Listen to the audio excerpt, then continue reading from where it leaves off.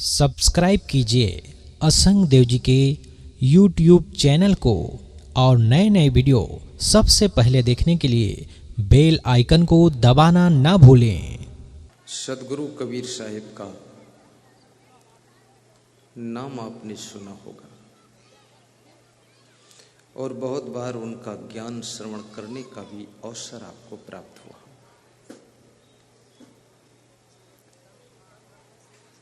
महात्मा विदुर, चाणक्य, बृहस्पति, शुक्र, भर्तृहरि आदि नीतियों का भी नाम सुना होगा। रामायण, गीता, भागवत, पुराण, वेद, उपनिषद आदि ग्रंथों के नाम को भी आपने कभी श्रवण किया होगा। बड़े आश्चर्य की बात है, इस मनुष्य को समझाने के लिए, इस मनुष्य को सही राह पर चलाने के लिए दुनिया के अंदर जितने भी महान पुरुष हुए हैं, कबीर हों या शेक्सपियर हों, कन्फ्यूशस हों, गुरजियफ हों, जरथुस्त्र हों, बुद्ध, महावीर, तुलसी हों, लेकिन सबने प्रयास किया है कि मनुष्य को संभाल लिया जाए। पशु पक्षी को संभालने के लिए ना कोई शास्त्र है, ना कोई सत्संग है, ना कोई प्रवचन है, ना कोई पुराण है। पशु पक्षी एक लिमिट में जिंदगी जीते हैं, उस सीमा से ज्यादा वो बिगड़ भी नहीं सकते हैं और एक लिमिट से ज्यादा वो सुधर भी नहीं सकते हैं। लेकिन मनुष्य एक ऐसा प्राणी है जो अनलिमिटेड लाइफ जिंदगी जीता है। ये सीमा से ज्यादा बिगड़ भी सकता है और सीमा से ज्यादा सुधर भी सकता है। जब सीमा से ज्यादा ये नीचे गिरता है तब इसे राक्षस कहा जाता है, जब सीमा से ज्यादा ये सुधरता है तब इसे देवता और भगवान भी कहा जाता है, भगवान भी कहा जाता है। मंदिर के देवी देवताओं की पूजा तो आपने बहुत बार किया है, लेकिन अपने घर के जीते जागते देवी देवताओं की पूजा करने का अवसर आपको बहुत कम मिला है। घर की नारियां आपको देवी के रूप में दिखाई नहीं देती है। कितने लोग अपने घर की नारियों को देवी तो कहना दूर है, इनको चुड़ैल भी कहते हैं, चंडिका देवी कहते हैं। और कितनी स्त्रियां अपने घर के पुरुषों को देवता के रूप में तो नहीं देख पाती हैं, लेकिन इनको भूत प्रेत समझती है कि ये भूत प्रेत लोग हैं। पर याद रखना,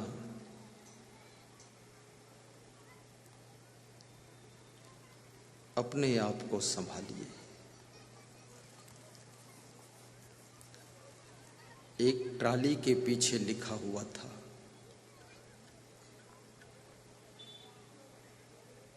मनुष्य देवता नहीं बन पाया तो इस बात की कोई गम नहीं। मनुष्य देवता नहीं बन पाया तो इस बात की कोई गम नहीं, लेकिन मनुष्य यदि दानव नहीं बना तो ये बात भी कोई कम नहीं, ये बात भी कोई कम नहीं। मनुष्य मनुष्य बन जाए तो भी सार्थक जीवन है। आइए सदगुरु कबीर साहिब का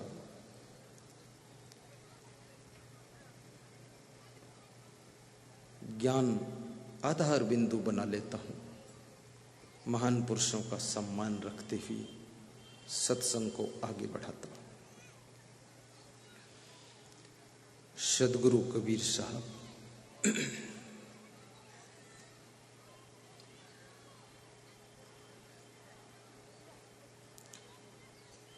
से किसी भक्त ने प्रश्न पूछा है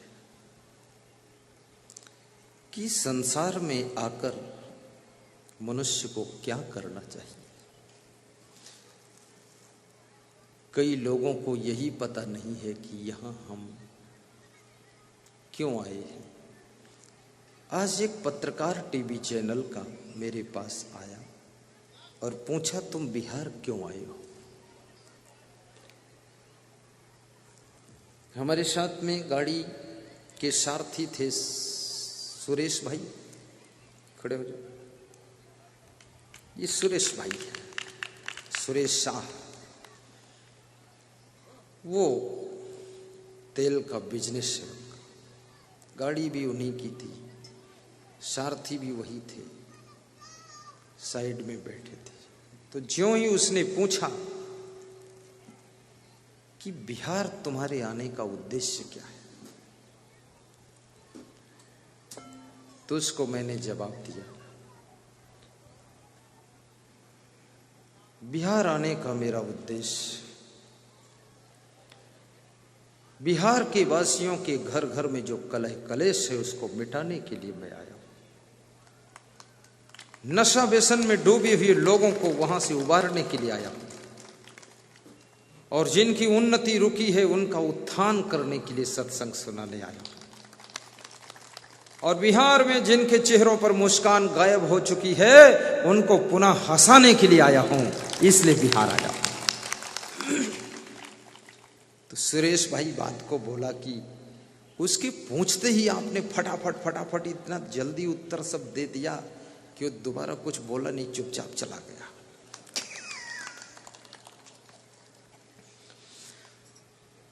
बिहार आने का उद्देश्य मेरा और दूसरा कोई नहीं है।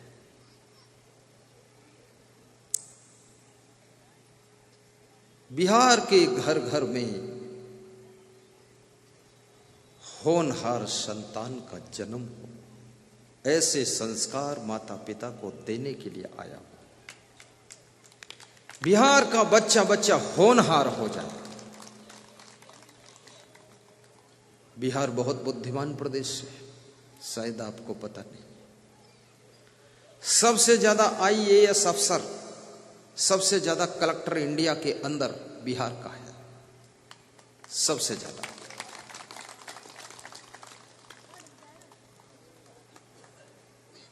बिहार के लोगों की बुद्धि को तब मैंने देखा कि साइकिल में एक तरफ घोड़े को जोत देते हैं और दूसरी तरफ साइकिल का हैंडल पकड़कर खुद चलाते हैं। मैंने ऐसा कहीं किसी प्रदेश में दुनिया में नहीं देखा। इसका नाम बिहार है, जहां घोड़ा और साइकिल का स्टीयरिंग साथ साथ चलता है। यानी जुगाड़ी लोग हैं, यहां जुगाड़ बना लेते हैं। इस व्यास गादी को भी घूमने वाली व्यास गादी बनाना चाहते थे कि ऊपर भी जाए, नीचे भी आए और सब तरफ घूमे भी, पर वो हमारे संत जी वैसी सेटिंग नहीं कर पाए। और मेरी भी इच्छा है एक बार घूमने वाली व्यास गादी पर बैठूं, और अच्छा लगे तो व्यास गादी दान करा लूं, अपने साथ साथ रखूं, जहां जाऊं वहां घुमाता रहूं व्यास गादी। फिर हमें सिर नहीं घुमाना पड़ेगा, ऐसे ऐसे व्यास गति घूम जाएगी पूरा, इधर जाए उधर जाए। बटन में मेरे पास रखूंगा, जिधर इच्छा उधर घुमा दूंगा, मोटर से घूमेगी। पर इसका शुभारंभ बिहार में ही होगा, और मुझे लगता है आने वाले साल में इसका शुभारंभ होने वाला है। मूइंग व्यास गति, उसको मूइंग कहते हैं इंग्लिश में। तो सदगुरु कबीर साहब से ये प्रश्न किसी भक्त ने पूछा है कि संसार में मनुष्य का जन्म होता है तो मनुष्य को यहां क्या करना चाहिए, किस उद्देश्य से उसको मनुष्य का जीवन मिला है, इस जीवन का उद्देश्य क्या है। इस जीवन का उद्देश्य ये नहीं है खाना पीना, भोगना, सोना, झगड़ा करना, टेंशन में जीना। आज की तारीख में 12 वर्ष के बच्चे टेंशन में देखे जा रहे हैं। शादी होने के बाद हर लड़की जब बहू बन जाती है तो उसके सिर के ऊपर हिमालय जैसा वजन, टेंशन आ जाती है। माँ बाप के घर में फुदकती थी, खेलती थी, उछलती थी जो लड़की, और ससुराल पहुंचने के बाद में उसको ऐसा लगा है कि कोई पूरी धरती का भार मेरे ऊपर आ गया है। बहुत दुखी है, चिंता में है। क्या उसे खाने को नहीं मिल रहा है? मिलता है। पहनने को कपड़े नहीं मिलते? मिलते हैं। क्या उसे सोने के लिए टाइम नहीं मिलता? मिलता है। क्या उसको कोई पूछता नहीं पूछता है लेकिन याद रखना उसके अंदर अगर दुख है तो इसलिए है कि उसका पति बिगड़ा हुआ है, इसलिए वो महिला दुखी रहती है।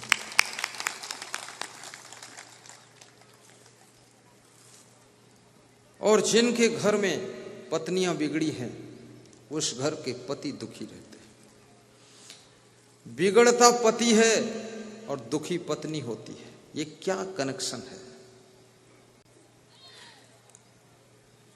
भाई बिगड़ता है, दूसरा भाई टेंशन में आ जाता है। बाप बिगड़ता है, बेटा दुख में पड़ जाता है। मां बिगड़ती है, बेटी असमंजस में पड़ जाती है।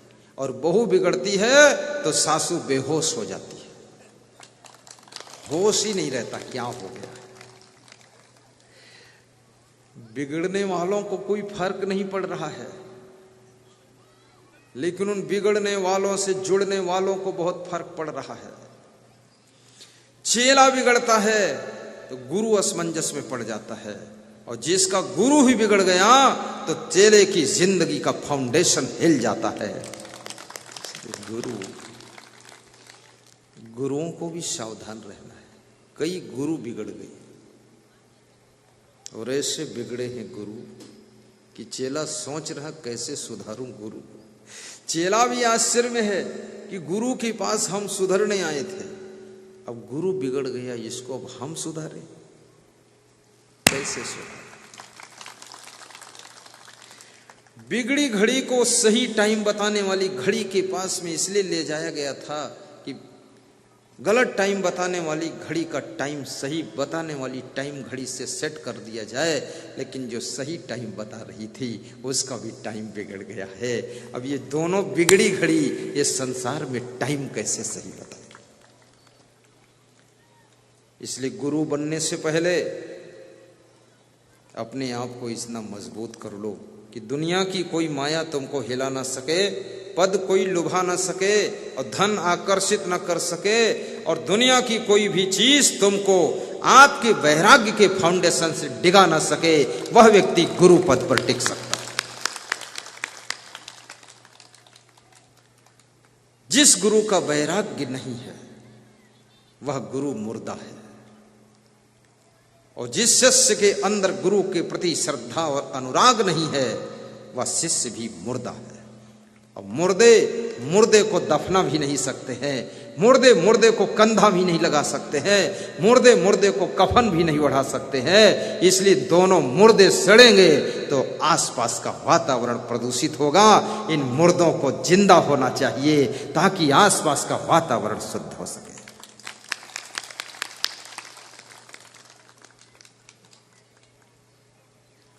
अभी प्रश्न ही चल रहा है और बीच बीच प्रवचन चल जाता है।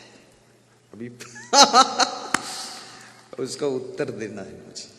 कबीर साहब से पूछा गया कि मनुष्य जीवन क्यों मिला है, इसमें क्या करना चाहिए, आखिर संसार में हम मनुष्य बनकर क्यों आए, क्या जरूरत है। और कितने लोग तो ऐसा मन में आस रखे हैं कि इस मनुष्य जीवन की अपेक्षा तो हम पशु बन जाते तो अच्छा था, इतनी टेंशन तो न रहती कम से कम। कितने लोग चिड़िया बनकर ऊपर उड़ना चाहते हैं कि सड़क का ट्रैफिक खत्म हो जाता। मैं जब छोटा था खाट पर लेटता था, आकाश में देखता था तो मैं सोचता था मैं भी चिड़िया बनूं, ऊपर उड़ूं। लेकिन अब मैं सोचता हूं उड़ने के लिए चिड़िया बनना जरूरी नहीं है, उड़ने के लिए अपनी योग्यता को बढ़ाना जरूरी है। और जमीन से आकाश में उड़ जाना कोई बहादुरी का काम नहीं है, एरोप्लेन भी उड़ा सकता है। लेकिन याद रखना, बुराइयों की कीचड़ से ऊपर उठ करके और अच्छाइयों के आकाश में उड़ना, ये जिंदगी का सबसे बड़ा सौभाग्य होता है।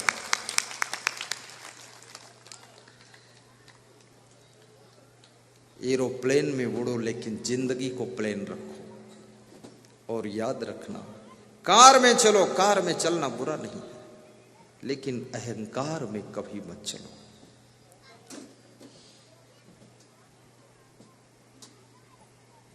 बाल रखो, सिर में इच्छा है रख लो, लेकिन बालों के फैशन में न फंसो। कपड़े कीमती से कीमती पहन लो, इच्छा है तुम्हारी, लेकिन कपड़े ऐसे पहनो जो तुम्हारी मर्यादा ढकी रहे, अन्यथा तुमसे अच्छे जानवर हैं कम से कम कपड़े नहीं पहनते जो है खुल्लम खुल्ला है, और तुम ऐसी जगह पहनते हो जहां ढांकने की जरूरत नहीं और जहां ढांकना है वहां ढांकते नहीं। ये किस मॉडल का कपड़ा है? और ये पाश्चात्य फैशन की आंधी के तूफान में पड़ने वाली लड़कियां और लड़के कृपया गौर से सुने और उनके माता पिता भी होश में रहें। अगर आप अपने बेटे बेटी को कंट्रोल नहीं कर सकते हो तो माँ बाप बनना तुमको धिक्कार किया जाता है, और चेलों को कंट्रोल नहीं कर सकते हो तो गुरु बनना भी धिक्कार है। और चेला कंट्रोल ना हो बस छोड़ दीजिए, उसको हटा दीजिए वहां से, उसकी जरूरत नहीं है, क्योंकि एक बिगड़ा हुआ चेला पूरी मंडली में बदबू मचा देता है, और निकाल कर बाहर कर दो आपकी मंडली में खुशबू आना शुरू हो जाती है। तो माता पिता को भी कंट्रोल करना चाहिए। और बेटियों और बेटों से मैं निवेदन करूंगा,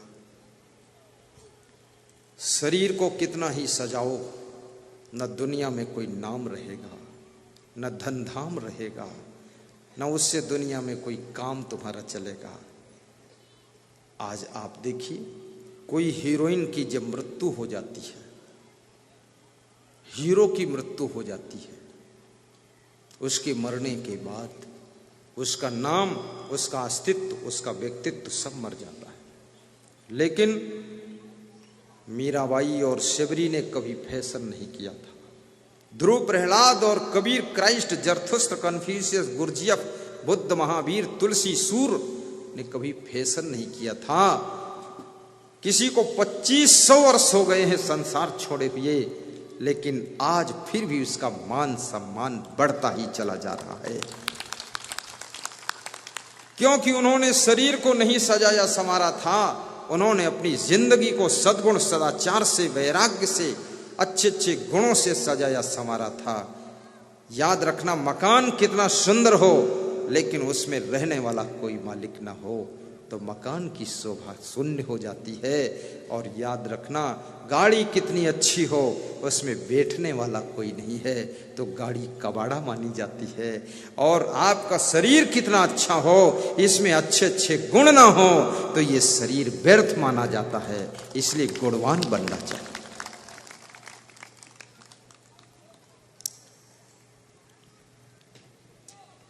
आपने देखा होगा गर्मी के महीनों में आइसक्रीम बिकती है। आइसक्रीम देखा ना? तो एक आइसक्रीम ऐसी होती है जिसमें बांस की किल्ली लगी होती है। बांस की, मैं किल्ली बोलता हूँ, तुम जो बोलो, वो पकड़ने वाली डंडी बांस की इसमें, और वो भी सब इधर उधर बांस की फट्टी उट्टी पड़ी रहती, उसी को फाड़ फोड़ के बना के धो धा के लगा देते हैं। बहुत स्टैंडर्ड नहीं होती है, साधारण ही होती है, क्योंकि उसका बहुत देर काम भी नहीं है, वन यूज होती है, वन टाइम यूज। और जो चीजें वन टाइम यूज होती ना, वो थोड़ा कमजोर और साधारण बनाई जाती है। तो जब आप बर्फ खरीदते हो, आइसक्रीम, आप आइसक्रीम खरीदते हो, बांस की किल्ली नहीं खरीदते हो, डंडी नहीं खरीदते हो, लेकिन वो उसके साथ में चिपकी है तो वो भी साथ में खरीद जाती है। और बर्फ खरीदने के बाद तुम बर्फ नहीं पकड़ते हो, उसी को पकड़ते हो, देखना। और उसको तब तक पकड़े रहते हो जब तक उसमें आइसक्रीम चिपकी रहती है, और उसको पकड़े पकड़े तुम मुंह में चूसना शुरू करते हो, आइसक्रीम को बार बार चूसते हो। और जब पूरी आइसक्रीम चूस लेते हो तो उस बांस की किल्ली को, बांस की डंडी को क्या करते हो? उसको कूड़ेदान में फेंक देते हो। याद रखना, तुम्हारा ये शरीर बांस की किल्ली है और इसमें जो अच्छे अच्छे गुण हैं वही आइसक्रीम है। जब तक अच्छे अच्छे गुणों की आइसक्रीम शरीर रूपी बांस की किल्ली पर चिपकी रहेगी, तब तक ही इस शरीर रूपी बांस की किल्ली का आदर होता है। अगर अच्छे अच्छे गुणों की आइसक्रीम खत्म हो गई तो ये बांस की किल्ली का शरीर फेंक दिया जाता है, इसका सम्मान खत्म हो जाता है। इसलिए अपने अपने बांस की किल्ली के ऊपर आइसक्रीम चिपका के रखो। आइसक्रीम यानी अच्छे अच्छे गुणों को चिपका के रखो। आपकी पत्नी आपका सम्मान कब करती है? जब तुम्हारे अंदर बहुत गुण होते हैं। उत्तर प्रदेश में एक दंपति परिवार सत्संग में आया, भक्ति भी उनके अंदर आ गई, गुरु मंत्र लिया। उनकी पत्नी ने कहा कि आज तक हमारा पति पत्नी का कभी झगड़ा नहीं हुआ है। तो उनका पति मुस्कुराया, बोला कि झगड़ा हुआ नहीं है ऐसा नहीं है, झगड़ा हमने किया नहीं है। बोले झगड़ा होने के चांस तो बहुत बार आ गए, बहुत बार चांस आए। मेरे मन में हुआ पत्नी को ढकेल दूं, गाली दे दूं, फिर भी नहीं। और मेरे मन में गुस्सा बहुत बार आई, पर नहीं किया ऐसा। तो उनकी वाइफ ने कहा कि सभी स्त्रियों को ऐसा ही पति मिले कि जो पूरी पूरी गम खा ले, सह ले, भोला बाबा हो। पार्वती जी ने शंकर जी को पति क्यों बनाया था? वो भोला बाबा थे, पार्वती जी का बड़ा सम्मान रखते थे। पार्वती जी जब कहती थी जरा भोला नाच के दिखाओ तो नाचते भी थे। और तुम्हारी पत्नी कहे थोड़ा नाच दो तो तुम नाच तो नहीं पाओगे, शर्माओगे। लेकिन नाचने का मतलब अगर कभी कहे कि बाजार से सामान ला दो, तुरंत चले जाना, काम करना ही नाचना है। जिधर भेजे उधर चले जाओ, ये नाच से कम नहीं है। खाली कमर हिलाना नाचना वो तो आसान है, पर पत्नी के इशारे से सभी कार्यों को कर डालना, ये सब डांसों का बड़ा डांस है। इसके लिए कबीर साहब कहते हैं कि प्रेम पाठ का चोलना पहिर कबीरू नाच। सबके लिए बता दिया उन्होंने। कबीर साहब कहते हैं प्रेम रूपी कपड़ा पहन करके नाची। कबीरू माने जीव। हे जीवों, हे मनुष्यों, प्रेम का वस्त्र पहनो और सुबह से लेकर शाम तक नाचो। नाचने का क्या तात्पर्य है? नाचना मतलब झुम झुमका गिरा रे मुंगेर की बाजार में, ये नाचना नहीं है। हाँ, पायल बजाना नहीं, ठुमका मारना नहीं। नाचने का अर्थ है सुबह से लेकर शाम तक जो भी कार्य करो, उस कार्य को प्रेम पूर्वक करो। सुबह झाड़ू लगाओ तो भी प्रेम से लगाओ, गुस्सा में नहीं, अपमान समझकर नहीं कि हमें झाड़ू लगाना पड़ता है, हम कोई मेहतर है, भंगी है। ये तुम नहीं बोल रहे हो, तुम्हारा अभिमान बोल रहा है। ये तुम नहीं बोल रहे हो, तुम्हारा अज्ञान बोल रहा है। कपड़ा धोना पड़ गया तो कहते हैं हम कोई धोबी हैं। पैदल चलना पड़ गया, हम कोई गधे हैं जो पैदल चले। थोड़ा सा सामान ढोना पड़ गया, हम कोई बैल हैं जो बैलगाड़ी की तरह खींचे सामान ढोए। फिर बोले ये हूं मत करो। और जब गुलाब जामुन खाना पड़ गया, कोई नहीं कहता हम गुलाब जामुन क्यों खाएं, कोई कहो ना क्या लोग विचित्र है, बेईमान लोग। काम करना पड़े तो और गुलाब जामुन करा पड़े तो बस मैं ही खा जाऊंगा पूरा।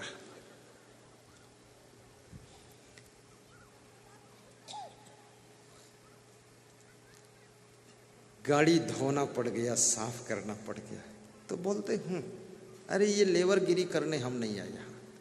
अब गाड़ी में बैठने को पड़ा तो कोई नहीं बोलता कि हम बैठने के लिए नहीं आए, कूद के सबसे पहले आगे बैठ गए। ये बेईमानी नहीं है क्या, बताओ। भोजन बनाने को पड़ गया तो चूल्हा तो कम गरम किया, खोपड़ी ज्यादा गरम है, और फिर बोलते होटल की तरह हम यहाँ हर समय भोजन बनाते रहेंगे। और जब खाने का नंबर आया तो 2 किलो भात और 3 किलो दाल घोर के बाल्टी भर पी लिया। बोले जय बजरंगबली। ये बेईमानी है। कबीर साहब कहते हैं कि प्रेम से भोजन भी बनाइए, प्रेम से कपड़ा धोइए, और प्रेम से झाड़ू लगाइए, और प्रेम से चाय नाश्ता किसी को परोसना है तो प्रेम से परोसिए, गुस्सा होकर नहीं। घर में सामान को सेटिंग करो, वो भी प्रेम से सेटिंग करो। गाड़ी को प्रेम से धोइए, और याद रखना सामान भी प्रेम चाहता है। जिस सामान से प्रेम नहीं करोगे वो सामान 2-4 दिनों में ही टूट फूट जाएगा। गाड़ी से प्रेम नहीं रखोगे तो गाड़ी आपकी जगह जगह कूच जाएगी, सब डेंटिंग आ जाएगी उसमें। और कपड़ों से प्रेम नहीं करोगे, 1 महीने में पीटोगे तो वह सब फट जाएंगे। दरवाजे खिड़की से प्रेम नहीं करोगे, तेज बंद करोगे, पटक के झड़क के खोलोगे, दरवाजा अलग, चौखट अलग हो जाए। एक साधु मेरे यहाँ आया, उस समय मेरे पास में बस थी सन 1994 में। तो उसने बस का दरवाजा जोर से बंद किया, बाहर निकला, बस से उतरा, फिर जोर से मारा, कस के ताकत, झड़ा। तो जो बस का ड्राइवर था, वो नौकर था, कर्मचारी था, उसने कहा साहेब जी थोड़ा धीरे बंद करो, दरवाजा टूट जाएगा। तो वो साधु क्या बोला कि तोड़ दूंगा, तुम क्या कर लोगे? तो नौकर बोला मैं पेट्रोल दे देता हूं, डाल के छिड़क के आग लगा जो, गाड़ी तो साधुओं की, हमको क्या करना है? बेवकूफ कहीं का साधु बनने आया। डांटा उस नौकर ने। नौकर अगर उस साधु को डांट रहा है, समझा रहा है, तो हद से ज्यादा नीचे ये साधु गिर गया है। इतना उदंड और इतना घमंड इसके कि एक तो जोर से गेट को मार रहा है, साइकिल पर चलते चलते जिंदगी गुजार दी, और गुरु की शरण में आया तो 10 लाख की बस में चलने लगा, और दरवाजा को तोड़ रहा है, और नौकर समझा रहा है। तो कहता है तोड़ दूंगा तो क्या कर लोगे? नौकर कह रहा आग लगा दो, हमें क्या करने की जरूरत है? ऐसे मूर्ख संसार में हमेशा भटकते रहते हैं। सन 1976 में जिन पुस्तकों से मैंने कक्षा 6 में पढ़ा था, वो पुस्तकें आज भी सुरक्षित रखी मिली है। और एक ही पेन से मैं 14 साल लिखा था, वो स्याही वाला पेन होता था। और आज भी मेरे पास में जो सामान आ जाता है, मेरे लिए मेरे गुरुदेव ने एक कुर्सी मेज लाए थे। आज उस कुर्सी मेज को लगभग 29 वर्ष हो गए, कहीं दाग नहीं लगा है, बिल्कुल टाप की। और मेरी जिंदगी भर वो हटने वाली नहीं। और ये भी बात है, मैं किसी दूसरे को दे दूंगा तो 1 महीने में उसको फाइनल करके ईंधन बना देगा। वस्तुओं को संभालना जिसको आ गया, सामान को संभालना आ गया, आदमी को संभालना आ गया, व्यवस्था को संभालना आ गया, आस्था को संभालना आ गया, याद रखना वो व्यक्ति एक दिन अपनी जिंदगी को भी संभालना सीख जाएगा और वो महान बनेगा।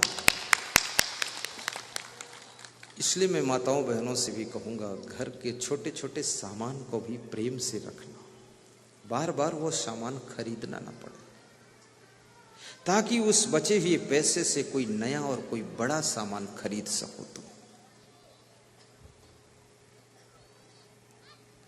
बूंद बूंद से घड़ा भरता, ये कहावत याद है आपको? और बूंद बूंद टपकने से घड़ा खाली भी हो जाता, ये भी याद है? नाव में एक छेद हो जाए तो नाव डूब जाती, ये भी याद है आपको? गाड़ी में छोटा सा पंचर हो जाए, गाड़ी वहीं खड़ी हो जाती, ये भी याद है?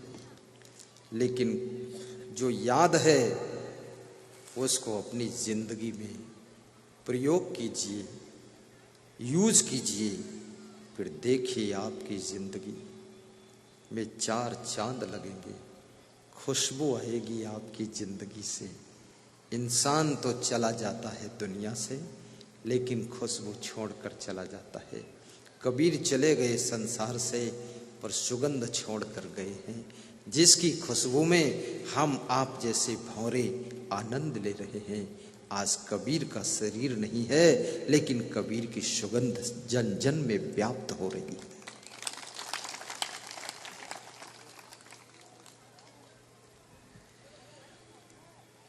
प्राणियों से भी प्रेम करना,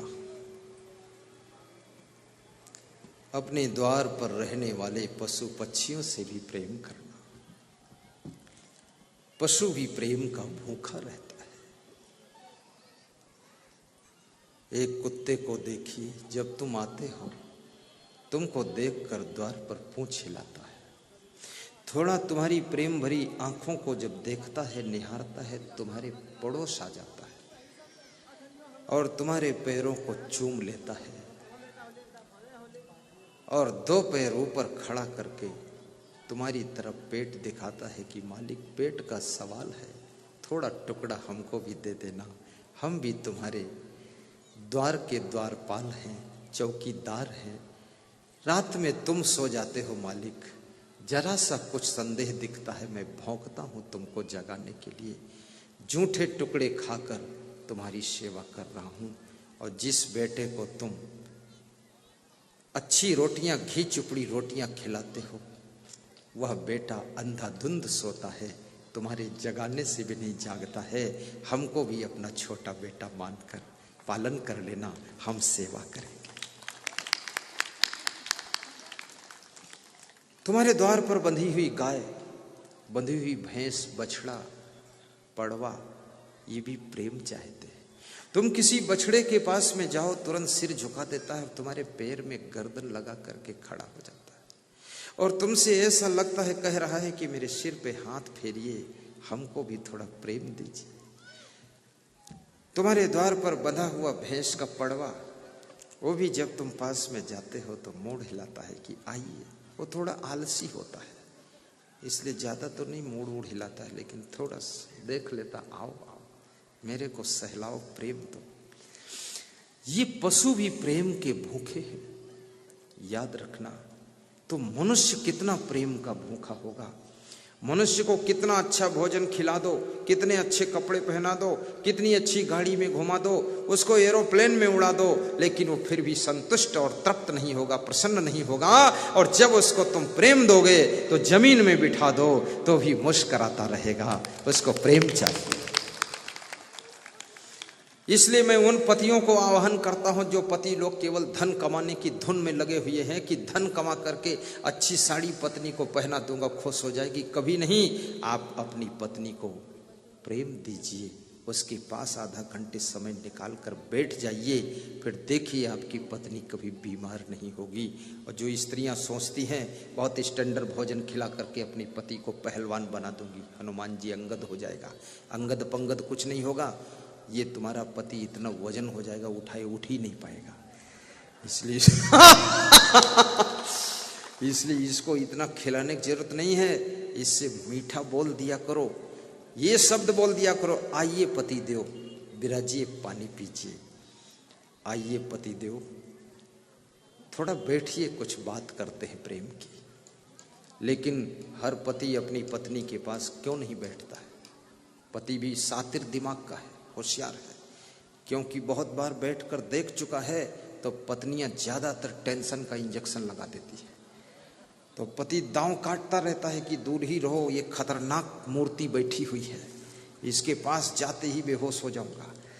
इसलिए वो घबरा के दूर रहता है। ये टेंशन वाली बात मत किया करो, भोजन खाते समय चिंता की बात मत करो। तो मैंने प्रश्न क्या रखा था, बहुत प्यारा प्रश्न है, समापन की ओर जा रहा हूं कि संसार में किस लिए आए हो? आए हो तुम कहां से और जाओगे कहां? गा दो, दोहरा दो। आए हो तुम कहां से और जाओगे कहां? इतना तो दिल विचार लो, इतना तो दिल विचार लो, बस हो गया भजन, आदत जरा सुधार लो, बस हो गया भजन। मन की तरंग मार लो, बस से हो गया भजन, आदत जरा सुधार लो, निसंकोच गाओ। बस हो गया भजन। बस ध्यान देना, ये दो शब्द बड़े महत्वपूर्ण है कि आए हो तुम कहां से। किसी को पता है कि यहां से पहले हमारा कहां जन्म था, कहां जीवन था, कहां घर था, कहां परिवार था? कोई पता नहीं। कबीर साहब कहते इसका पता लगाओ तुम। कबीर साहब भी मजेदार बोलते इसका पता लगाओ, बस हो गया भजन। फिर दूसरी बात कबीर साहब कहते हैं अब यहां से जाओगे कहां, इसका भी पता लगाओ। आए कहां से हो वो पता लगा लो, और फिर जाओगे कहां, मृत्यु जब होगी तो कहां जाओगे ये पता लगा लो। और ये दोनों पता तुमको नहीं, दोनों पता तुम्हारा लापता है। रघुपति राघव राजा राम, और पता ना पावे सीताराम, और सत्संग में बैठे गंगा राम। पता लगाओ एड्रेस, इस जीवन से पहले थे कहां, और ये शरीर जब शांत होगा इसके बाद जाओगे कहां। बड़ी महत्वपूर्ण इंपॉर्टेंट बात कबीर साहब कह रहे हैं कि जाओगे कहां, आए हो कहां से और जाओगे कहां। अब तुम तो ये कह रहे हो कि चाहे जहां से आई इस लफड़े से हमसे मतलब नहीं, और चाहे जहां जाए हमसे मतलब नहीं, अभी जहां है यहां हम पहले समझ जाए। लेकिन कबीर साहब कहते हैं आए हो अगर उसको जान लोगे और जहां जाओगे उसको जान लोगे, तो ये जीवन जो बीच का तुम्हारा है अभी वर्तमान प्रेजेंट टाइम, ये बिल्कुल कंप्लीट सुधर जाएगा। ये सुपर टाइम सुपर लाइफ आपकी हो जाएगी, फिर कोई नो टेंशन रहेगी, और जिंदगी में फूल खिलेंगे और उनसे खुशबू निकलेगी, सुख और शांति की सुगंध। जानना है आए कहां से और जाओगे कहां। पर ये विषय बहुत बड़ा है, छोटा नहीं। इसके बारे में बताऊंगा दूसरी मीटिंग में, दूसरे दिन बताऊंगा। और कबीर साहब से जो भक्त ने प्रश्न पूछा है वो प्रश्न भी अभी नहीं बताऊंगा, बाद को बताऊंगा। बिना प्रश्न के ही उत्तर चल रहा है, बिना किचन के भोजन बनकर तैयार हुआ है, बिना प्रश्न के उत्तर आ रहे हैं। अभी प्रश्न भी अंधकार में रखा हूं, तुमको उपन्यास की तरह ऐसे ऐसे कर दूंगा ताकि तुम फिर यहां से जाओ तो सोचो कौन सा प्रश्न है, क्या होगा, तो उस लालच में फिर आ जाओ रात में, नहीं तुम गायब हो जाओगे। आपका जीवन मंगलमय हो, आपके घर की नारियां देवी के समान आपके साथ व्यवहार करें, आपके घर के पुरुष देवता बन करके घर को मंदिर का प्रारूप प्रदान करें, आपके घर के बच्चे कृष्ण कन्हैया बन करके आंगन की शोभा बढ़ाएं, बेटियां राधा जैसे बन करके भक्ति में डूब जाएं, और आपके घर की स्त्रियां यशोदा मैया बन करके अपने बच्चों का पालन पोषण कृष्ण कन्हैया की तरह करें, कौशल्या बन करके राम जैसे संस्कारी पुत्र को जन्म दे। ऐसी मैं शुभकामना करता हूँ, और सबके भीतर बैठे हुए पवित्र परमात्मा को मैं प्रणाम करता हूँ, धन्यवाद देता हूँ। और ये सत्संग, इस सत्र का यहीं पर विराम देता हूँ ताकि अगले सत्र का सत्संग टाइम से प्रारंभ हो सके।